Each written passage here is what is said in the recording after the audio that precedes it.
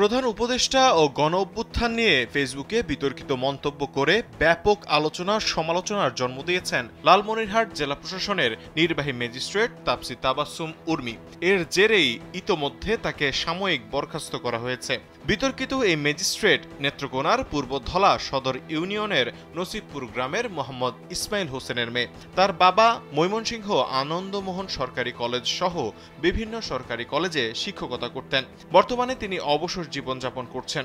পূর্বধলা সদর ইউনিয়নের চেয়ারম্যান সিদ্দিকুর রহমান বুলবুল বিষয়টি নিশ্চিত করেছেন। জানা গেছে, Tapasi computer science and engineering বিষয়ে পড়াশোনা করে 2022 সালে সরকারি চাকরিতে যোগদান করেন। এলো ভিশন মুশকিল আসান অফার। যে কোনো ব্র্যান্ডের পুরনো ফ্রিজ নিয়ে চলে আসুন ভিশন শোরুমে আর নিয়ে যান নতুন ভিশন ফ্রিজ 20% পর্যন্ত ছাড়। 2 বোন ও 1 ভাইয়ের মধ্যে উর্মি সবার বড়। জানা গেছে তার রাজনৈতিক পরিচয় সম্পর্কেও। শিক্ষা জীবনে তিনি ছাত্রলীগের রাজনীতির সঙ্গে জড়িত ছিলেন বলে একটি সূত্রে জানা গেছে। এছাড়াও তার সামাজিক যোগাযোগ মাধ্যম ফেসবুকে বিভিন্ন সময় আওয়ামী লীগ সংশ্লিষ্ট একাধিক ছবি ও পোস্ট করেছেন তিনি। শেখ হাসিনা দেশ ছাড়ার পর তার সাফাই গেয়েও স্ট্যাটাস দিয়েছিলেন তাপসী।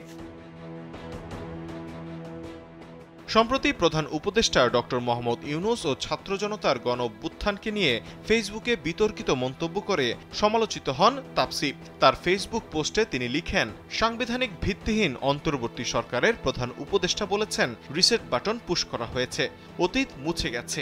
রিসেট বাটন ক্লিক করে দেশের সব ইতিহাস মুছে ফেলেছেন তিনি। এতই সহজ, কাউন্টডাউন শুরু হয়ে গেছে আপনার মহাশয়। তার স্ট্যাটাসে তাপসী আবু সাইদকে সন্ত্রাসী বলেও আখ্যায়িত করেছেন। তবে তার প্রোফাইল লক থাকায় এই স্ট্যাটাস যাচাই করা সম্ভব হয়নি। তৌহিদুল ইসলাম তারেক, কালবেলা।